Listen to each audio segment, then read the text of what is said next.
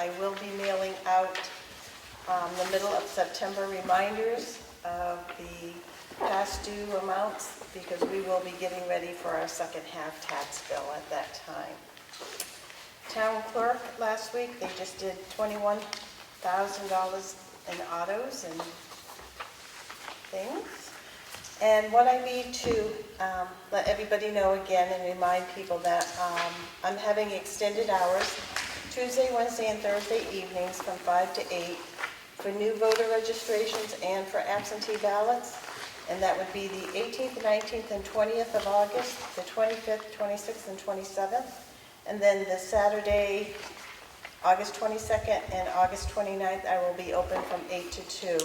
The next week that's into September, I haven't quite decided. I'm going to see how this all goes. And I do plan on having more hours, but I want to see how this goes. It is on our website, and if anybody wants to come in and register to vote early for us and absentee ballots, we have the September primary ballots, and you can also fill out a form for the November election. So when the ballots come in October, we will automatically send those to you if you filled out the appropriate forms. And that's all I have. Very good, thank you. Thank you. Which one? DJ?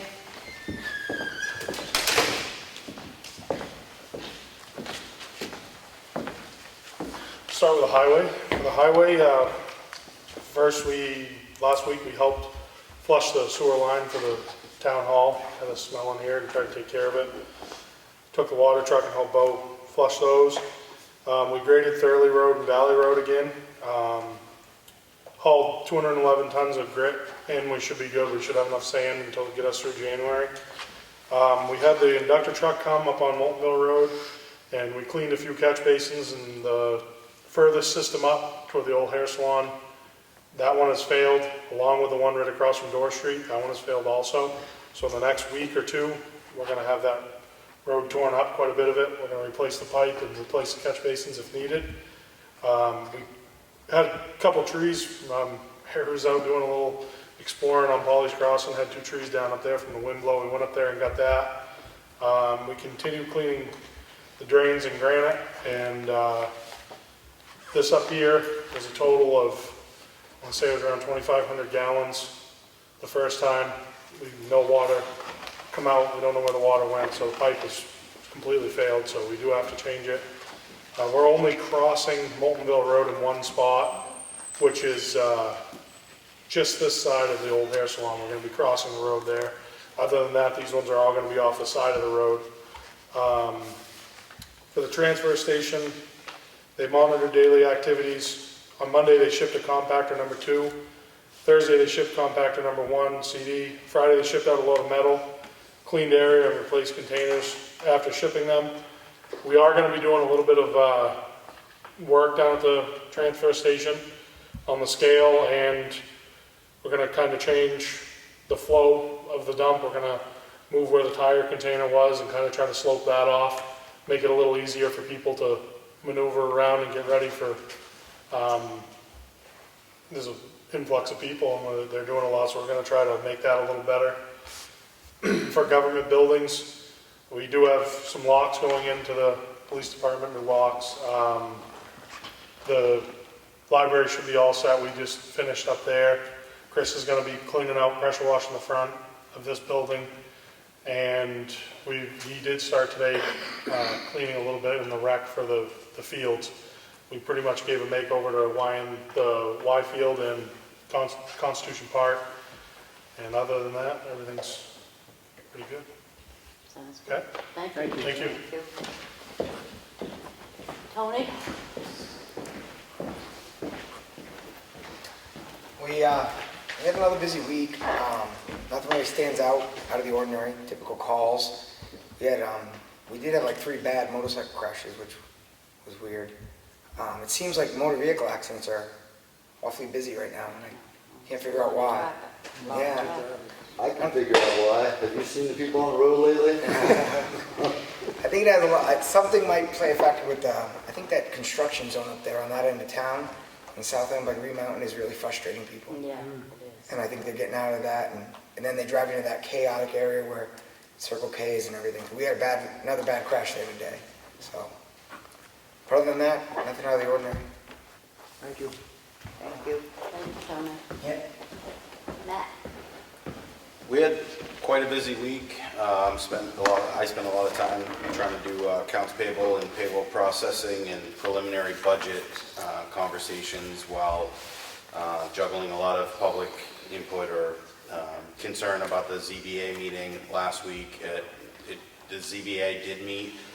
Only that board can determine their agenda and their schedule. So I know there was some online speculation or communication about the White Horse recovery project, but let it be known that really the board determines whether somebody shows up or not is not controllable from their end. But the ZBA did meet, and the proprietor of the project was not able to come in, so that project's been continued, will be heard next time, I believe. The Effingham Planning Board heard a preliminary proposal to excavate aggregate from the Effingham side of what used to be Dow's Pit, and that meeting went on for 4+ hours and actually was continued. So there were a lot of people that wanted to be notified from Ossipee that felt they were impacted, and this is the notice, I guess, publicly that public hearing will continue in September. I don't recall the date off the top of my head, but that's on their Effingham's Planning Board's site, as well as I think we'll be back in the Daily Sun. But ultimately, the town of Ossipee isn't going to be able to determine what they approve or not. It's really up to the Effingham Planning Board based on their laws and their ordinances. That's it from the Selectmen's office. Thank you very much. Okay, at this time, I'll open the meeting for public input. You can introduce yourself. Are you going to go? Yeah. Do you want to go first? No. Okay. Hi everyone, I'm Kim Tassari. I'm running for County Commissioner in the 2nd District, of which Ossipee's in the 2nd District. I live in Ossipee. I used to be with the County Attorney's Office as an Assistant County Attorney. Now I'm with State Police as their prosecutor. Primary is the 8th. I would just say, I have 2 things of concern. One is kind of piggybacking on something Ed's going to say, which is that if you've watched the county commission meetings, they still have no resolution to their audit or the funds down there, and how they're going to make sure that the books are matching, and some issues with their budget and their administrative office. There were some letters that went out from other towns encouraging the commission to take some action and put that issue to bed. It's been going on for several years. So it would be my plea to the selectmen that they adopt something similar to what the other town selectmen have written, encouraging the county to complete the audit and fix that. The other one would be the White Horse recovery. I was here and they said the meeting would be heard at the end of September. They tried to say that the meeting would be heard on election night. And I reminded them that that probably wouldn't happen. So I don't know, what the overall consensus should be on the White Horse issue, but I do think that we should hear from everyone and get a full perspective before the town supports the decision one way or the other for White Horse, and what that will mean for that area, those homes. I'm on the other side of Water Village, but certainly anytime you put a recovery center in your town, it can create an influx of issues, good and bad. So I think, it's something that the selectmen should at least be keeping their eye on and having a pulse for. So I'm campaigning. If anybody needs anything, you can find me at Troop E, or publicly I have a website and all of that. So let me know if there's anything I can do for anyone. Thank you. Thank you very much. Tom? I'm sorry, did I catch your name again? What was your name? It's Kim. Last name is Tassari. Kim Tassari. Yep. I have a question for you, Kim, since you're running. What's your thought on the White Horse Center being moved to the old nursing home? Because that was brought up and somebody said, well, we don't care what Ossipee thinks, so I would like to know what your thought is on that. Well, I think there's certainly a need for recovery. And is it okay for me to answer his question? Is that how the board works? Thank you. Well, So I I should think have there's asked you. I'm sorry. always a need for recovery and treatment. I think it's a matter of finding the perfect place for it to be in connection with what inevitably happens when you put a recovery center in. So I think it's a good thing for our population. I think we need to find the right place for it in conjunction with, I know that there's one in Effingham, I know that there's one in Wolfboro, they currently have a lease in Ossipee, looking how it's gonna impact all of those areas. For the nursing home specifically, my goal would be to make the nursing home, the old nursing home, a profitable part of the county, so that that building is usable and can draw some funds to help support the cost of the newer nursing home. So I would, if it were up to me and I were a county commissioner, I would put out bids and do some research to find out what's the best use of that property and what will generate the most amount of income, because the nursing home that we have, the one they built, is beautiful. It's the best in the state as far as county-run facilities, but it's costly. It's costly to all of us. And so, in my opinion, it would be great if we could offset some of that cost. But you're And not- so I don't know that a recovery center is what's going to generate the most amount of income. But you're not in favor of selling it, because I believe that's what in order to do that, he wanted to buy it outright. I think it would be difficult to sell it. It's based on where it's located in between the jail and the current nursing home. For the county not to have any control over what happens in that middle building, I wouldn't be in favor of that. I would be in favor of some kind of lease if that's what was determined to be profitable, but I don't think there's been enough research. Like, there's a plan where they say, oh, we should put White Horse there, but we haven't looked into what would be the best use of that property and what will generate the most amount of income, which seems to be what the county needs, is to generate income from that building that's just sitting there to support the drain of the existing nursing home, so that we can give the existing nursing home all the services and benefit it needs for our residents who have, lived their life, paid their taxes in, and should get the full benefit of the You nursing answered home. my question a long time ago. Okay. Did you have anything, Dallas? Oh, no, I'm just here for support. I was reading some things in the paper, and, I didn't like what I was hearing, so I was hoping that, people are worried about masks. I'm not. I think, if people are worried, then wear a mask by all means. But I don't really feel like they should be mandating to anybody else what they should be able to do.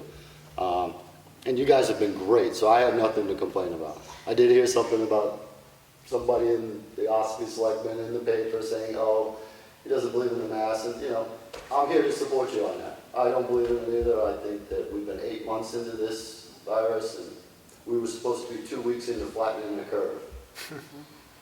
So it's time to go back to normal. It's been time for a long time. The schools need to be looked at also. The teachers are afraid to go back. I don't know why. The kids are not going to get them sick. And if all the parents should go into the school and check and see what their school looks like, because they're setting them up like little mini prisons. They're keeping everybody separated. They got to make them wear a mask. They've got little dividers around their desks.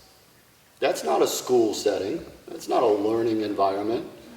So kids are not the problem. The teachers are the problem. They're afraid. So they need to stop being afraid. Is my theory on it. So, I understand the government, the television, everybody made us all afraid. Everybody was afraid, scared to death of this virus. Fact of the matter is, 99, and this is CDC, 99.85% of people are going to be fine. Those are pretty good odds. I will not call Fauci a doctor because he's lied to us like 5 times. So, he said he didn't have a study on hydroxy. I found one right from the National Institute of Health. Who runs that? He does. 2005 they did a study. And it works.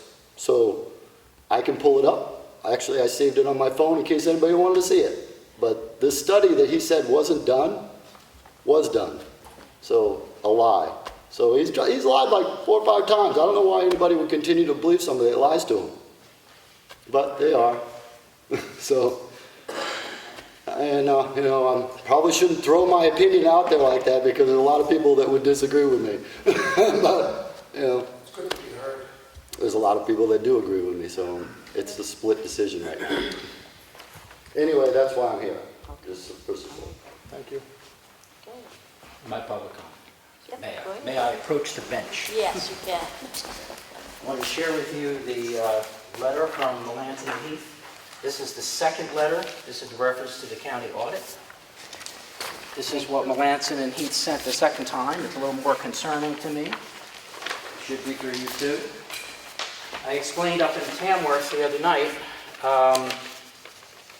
that this was received from Melanson and Heath, and I had at the end of the packet, it shows that there's a letter from Tamworth asking the commissioners to basically explain themselves.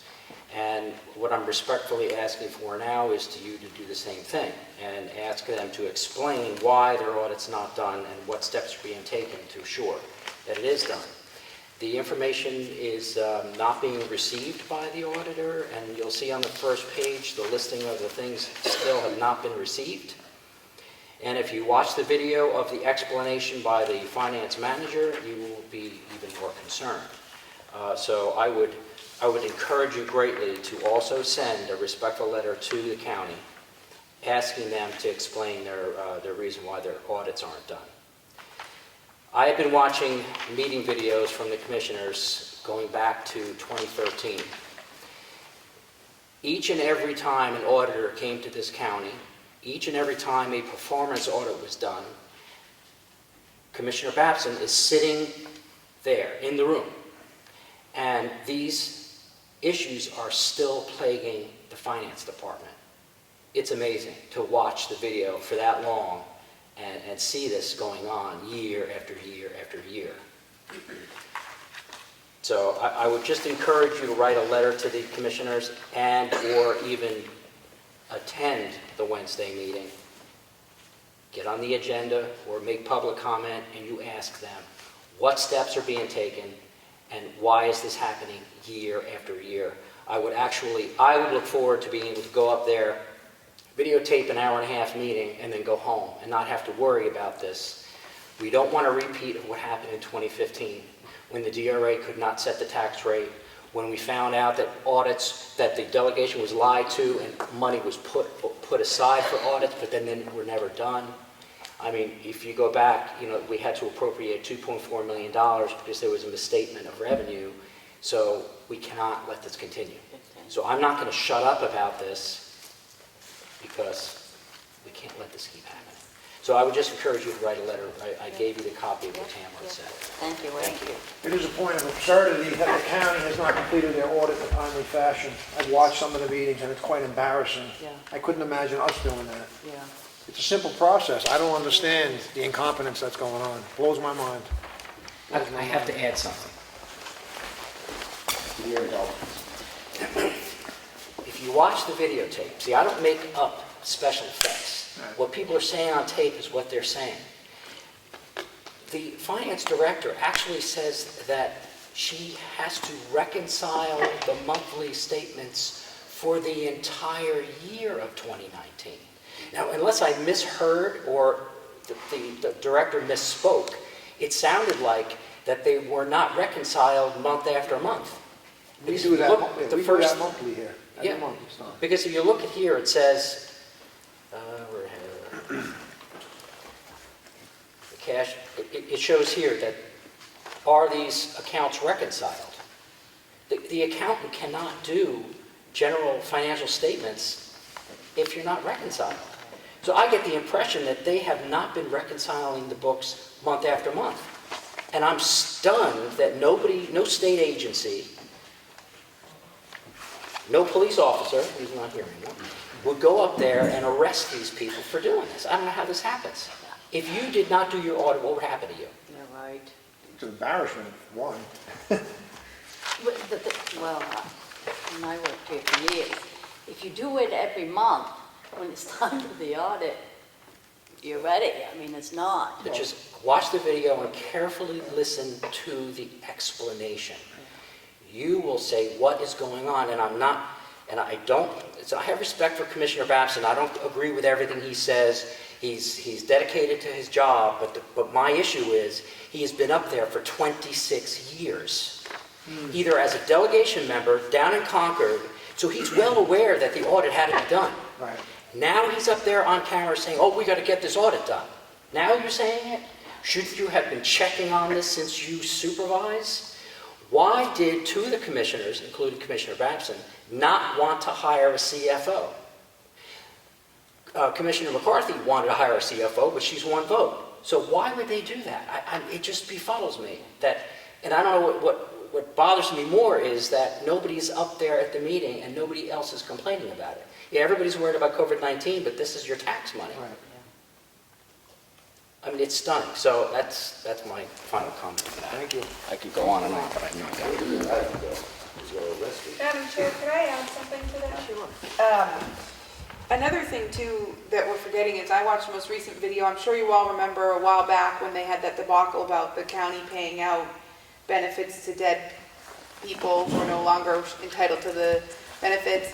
There was still an issue at the last meeting about benefits that were paid to somebody who shouldn't have received them, and benefits they were supposed to pay, I believe, to the registrar for her, something that was deducted out of her paycheck that didn't make it to the end facility. So when we think of ed and we say they're tax dollars, respectfully, they are our tax dollars, but there are also real implications for real citizens.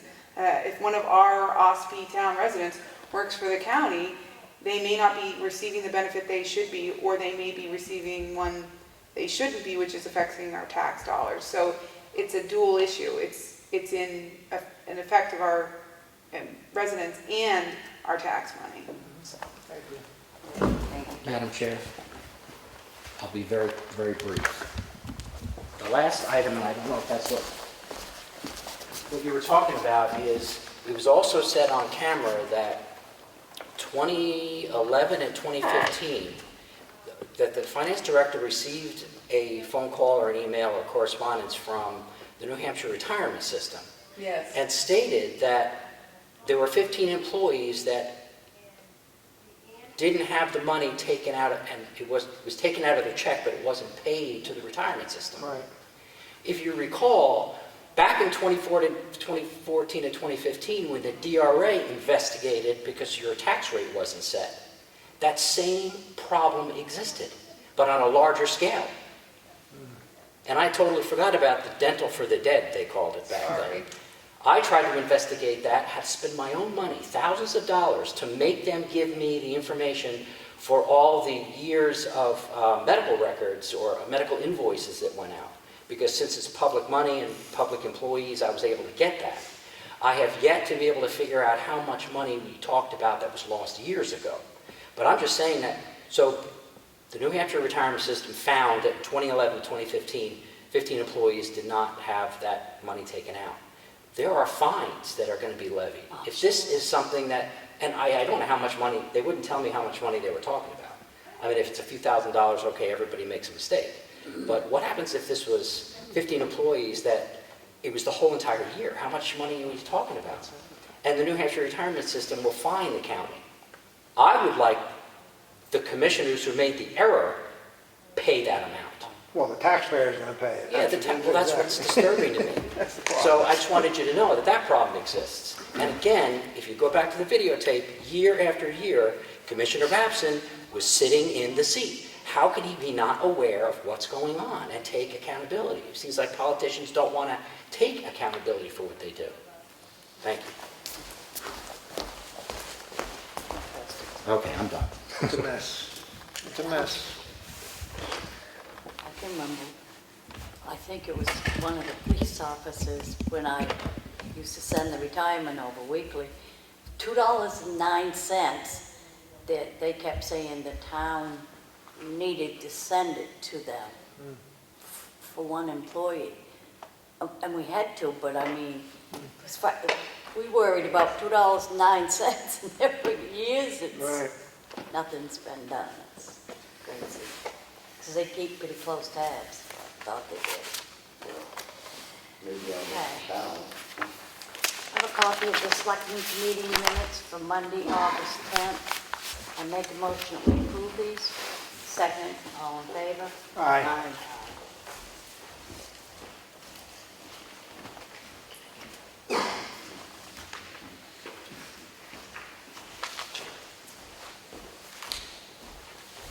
the Selectmen's workshop session for Monday, August 10th minutes. I make a motion to approve these. I'll second. All in favor? Aye. Aye.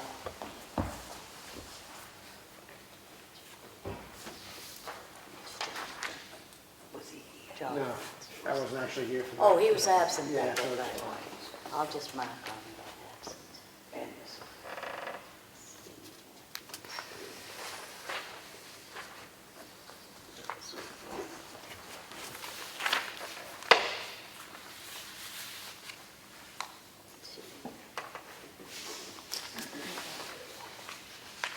So I also have the minutes for August 3rd. They did not get approved last week, or they needed some corrections.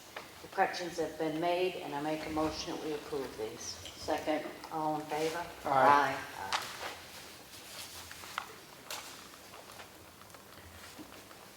Have the town of Ossipee checked voucher totals for payroll week ending August 15th with a pay date of August 18th. Total payroll was $39,872.35. The total accounts payable was $157,208.74. The accounts payable batch for the water and sewer department was $3,982.49. I make a motion to approve this. Second. All in favor? Aye. Aye. The payroll reimbursement request for the water and sewer department, week ending August 15th, pay date August 18th. Total amount is $3,664.64. Make a motion to approve that. Second. All in favor? Aye. I have here a professional service agreement for the Municipal Resources Association. This agreement is being made and done so that we will have a gentleman come here one day a week for assistance. Our recent finance person has resigned from her job while Matt is in the process of learning her job. This gentleman will be here to assist him. I make a motion, we approve this. Second. All in favor? Aye.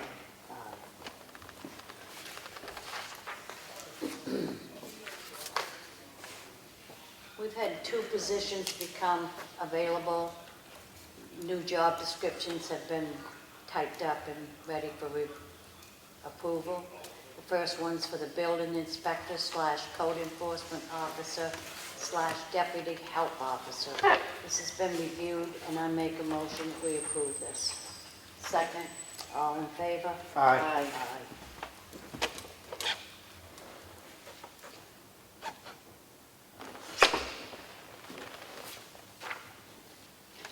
The second job description is for a part-time recreation director. It's been reviewed by all and approved. I make a motion that we approve this. Second. All in favor? Aye.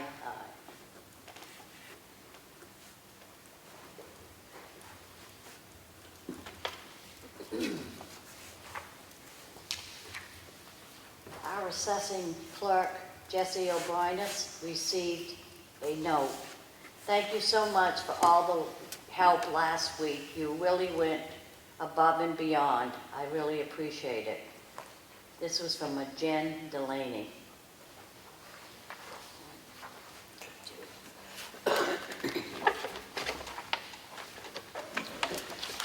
I have a letter, member appointment. Dear Board and Selectmen, the Ossipee Zoning Board of Adjustment is recommending Doreen French to be appointed as an alternate to the Zoning Board of Adjustment to replace Ralph Worcester. The Zoning Board of Adjustment requests the Board of Selectmen to accept and confirm Doreen French's appointment. The Zoning Board of Adjustment continues to welcome any suggestions you may have for new members to fill one alternate position remaining. Respectfully, Laura M. Nash. I make a motion to appoint Doreen French as an alternate to the zoning board of adjustment. I'll second that. All those in favor? Aye. Aye, motion carries.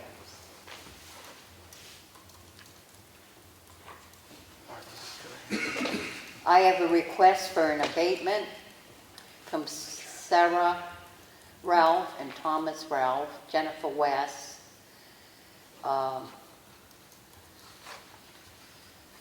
The taxpayer is requesting an abatement because they believe the assessment for what they assert is an unbuildable lot.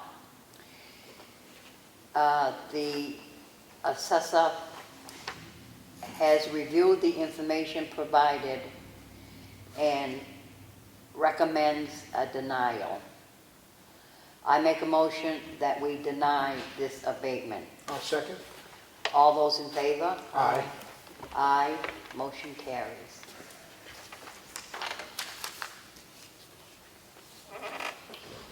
I have another, excuse me, request for an abatement for Andrew and Miller and Sandra Miller.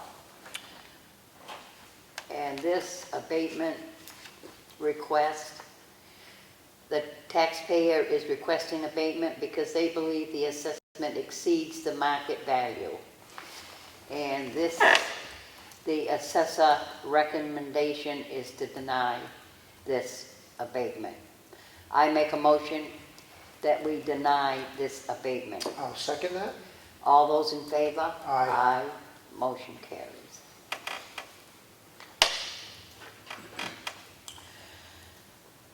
I have a letter here. Dear Matt and Board of Selectmen, I am writing to inform you that I am resigning my position as Finance and Benefits Administrator. My last day will be Friday, August 21, 2020. Sincerely, Karen Anthony. We have to make a motion? No. No. We wish her well. And that job is advertised if you're interested. That's all you got? Okay, I have a notice of decision from the Zoning Board of Adjustment for 54 Weedamo Road. They were granted a special exception for expansion of a non-conforming structure. They want to add a 16 by 16 foot screen porch addition. I have a letter here from DRA. It's requesting whether or not we will use Form PA 28 in 2021 for inventory of properties. We will not be using it. That's standard practice for the town. I make a motion to approve that. Second. All those in favor? Aye. Okay, that's all I have. Do you have any old or new business? I do not. No? Sue? Jonathan? Nope, we're good. Okay. I'll open the meeting up for public input. I'll ask about the bridge. Any news? I asked DOT a week or two ago if there were any updates. He said he hoped to hear back on the funding approval by the end of August. End of August. Again, Cool. that's what, yeah, hope is a key word. I don't know. The COVID, I don't know. No one in Concord is working in Concord from what I can tell. So, Yeah, nobody is working in Concord. You're absolutely right. Okay. I just figured I'd ask, you know. Yeah. It seems to be the question to ask lately. How's it Yeah. going with the bridge? Is it getting any closer? yep. So I think they're working remotely is what I'm told, but hopefully we have something in the next few weeks for an approval. Being no further input, I'll make a motion to adjourn. Second. All in favor? Aye. Aye.